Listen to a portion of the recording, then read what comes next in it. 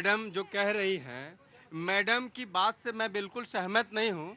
और एक तो मैं सबसे पहले मोदी सरकार से ये कहना चाहूँगा कि आप ऐसा एक कानून बनाएं जो कि ठीक है, इनके ही बात पे मैं जाता हूँ। अगर प्रूफ हो जाए कि ये रेपिस्ट है तो उसको गोली मारें, उसको सजा दें। दूसरी बात, फांसी की भी सजा हो। दूसरी बात, मैं मोदी सरकार से यह भी कहूंगा कि बंगाल में तत्काल राष्ट्रपति शासन लागू हो। ठीक, चलिए, लेकिन एक बात उन्होंने आपसे भी कही थी। आपसे मतलब आपसे नहीं, आपसे मतलब हमसे भी कही थी। समझ गए ना? हाँ, जरूर बात।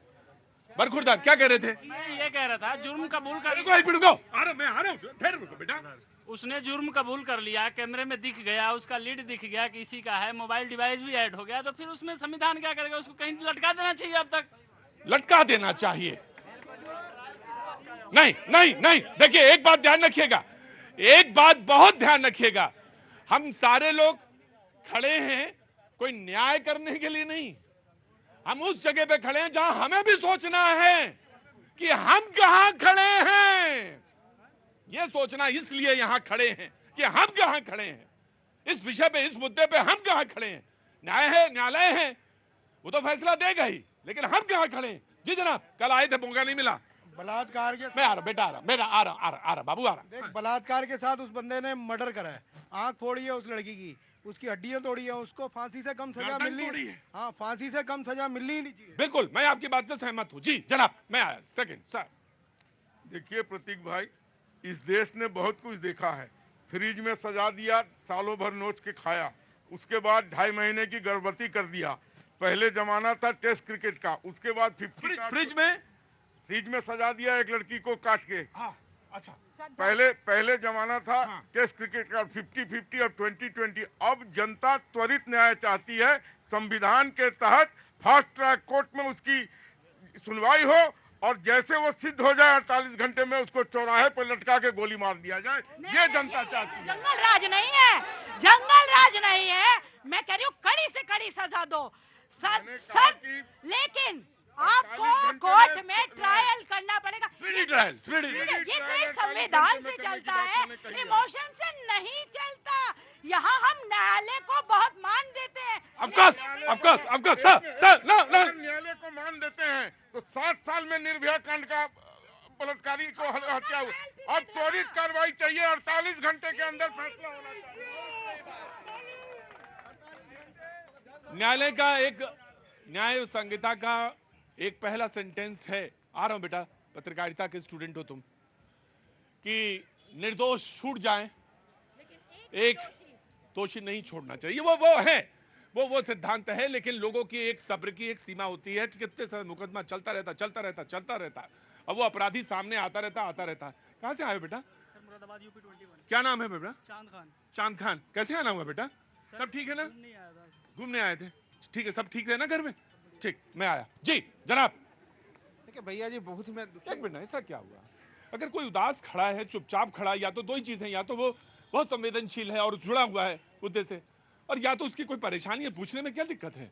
जी भैया जी, जब मैंने होश संभाला था, सबसे पहला महानगर जो मैंने देखा अपने बचपन में वो कोलकाता था, और कोलकाता को महिलाओं के लिए लगातार सुरक्षित देखा। अभी भी एनसीआरबी के आंकड़ों में लगातार सुरक्षित दिखता है, लेकिन ये घटनाक्रम जिस तरह से हुआ और इसको जिस तरह से छुपाने का प्रयास हो रहा था, जो हाईकोर्ट में तमाम जो तथ्य निकल कर सामने में आए, वो दिल दहला ले। रियली वेरी सॉरी, लेकिन चुनाव के बाद की जो घटनाएं हैं, मैं बोलना नहीं चाहता, ना मैं किसी दो कंपेयर कर रहा हूं, और ना विभत्स और ना शर्मनाक घटनाओं को जोड़ रहा हूं ऐसे, लेकिन घटनाएं हैं अपने आप में। घटना है, मैं उसको मानता हूं। मैं कह रहा हूं कि इस पूरे प्रकरण में प्रिंसिपल का मामला, जिस तरह से उनको तुरंत से दूसरे जगह पर उनको नियुक्ति दे दी गई, ये बहुत ही एक तरह से आश्चर्यजनक वाला, दुखद वाला मामला है कि आखिर ऐसी क्या स्थितियां थी पश्चिम बंगाल सरकार के लिए कि आपको तुरंत से उनको, आप वहां से उन्होंने इस्तीफा दिया, नैतिकता के आधार पर दूसरे कॉलेज में आपने उनकी पोस्टिंग लगा दी उनकी।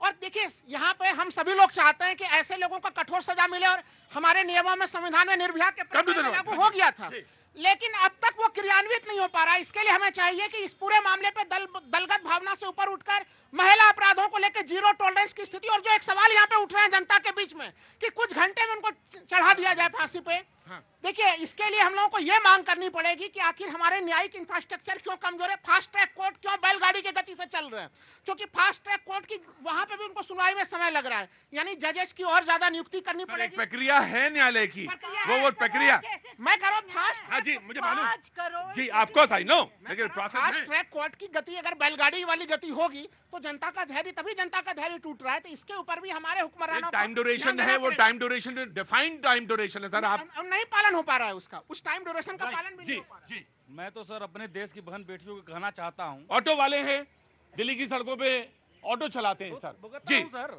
यहाँ आईटीओ से मैं 3 बहनों को बैठाया लक्ष्मी नगर के लिए, और 2 मनचले बाइक पर मेरे ऑटो से सटा करके अब बदतमीजी कर रहे थे। मैंने अपनी बहनों को बोला कि मैं रुक जाऊं, इनको मेरी बहनों ने कहा भैया रहने दो ऐसे लोगों से, वो खुद हमको दबा दिया, नहीं तो मैं भिड़ जाता सर। वो खुद हमको दबा दिया मेरी बहन ने। मैं उस बहन को कहना चाहता हूं कि झांसी की रानी बन जाओ, झांसी की रानी बन जाओ। इस देश में जिहादी पल रहे हैं, अगर उसे जड़ से उखाड़ना है तो अब झांसी की रानी बन जाओ। देखो ये जितने ना मर्द घूम रहे पिछले बिल में ना घुस जाए तो कहना।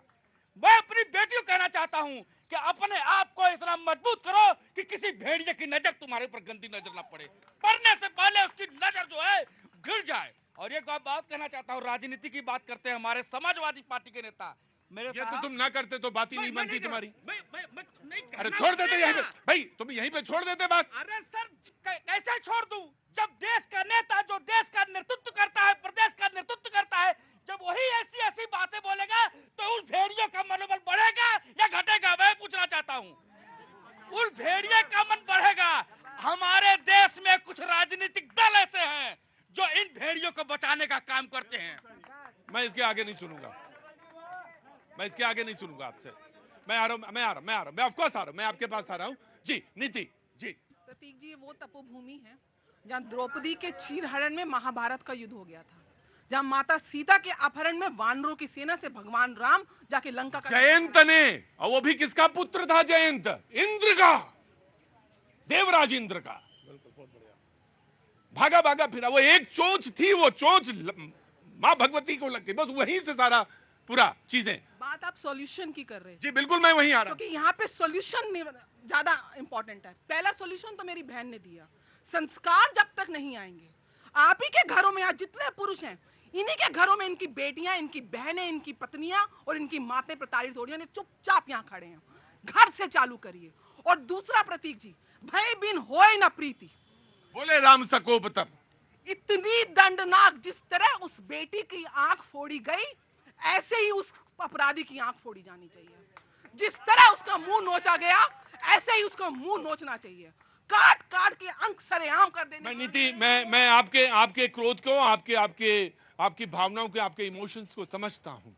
हो नहीं है मुझे खुद, जब मुझे लगा कि बताओ किसकी गर्दन तोड़ दी, आंख फोड़ दी, क्या क्या स्थिति रही होगी, कैसा वो विभत्स, कैसा क्रूर आदमी है वो। 4 शादियां की उसने, उस व्यक्ति ने। बात शादियों की नहीं है, 3 पत्नियां चली गई, चौथी पत्नी की डेथ सुना उसमें जो रिपोर्टिंग है उसमें आती है। बात शादियों की नहीं है, बात हमारे उस, हाँ जी, क्या करोगे जो ओटीटी गंद दिखा रहा है हमारे लोगों को टीवी में? हम लोग दिन भर नेट चला के मैं आ गया, बिल्कुल आ गया, मैं बिल्कुल पॉइंट आउट करूंगा, मैं बिल्कुल मैं पॉइंट आउट करूंगा, मैं आ गया, उस पर भी आऊंगा जी। मैं नहीं सर, मैं आऊंगा, बिल्कुल आऊंगा सर। ये पुरुष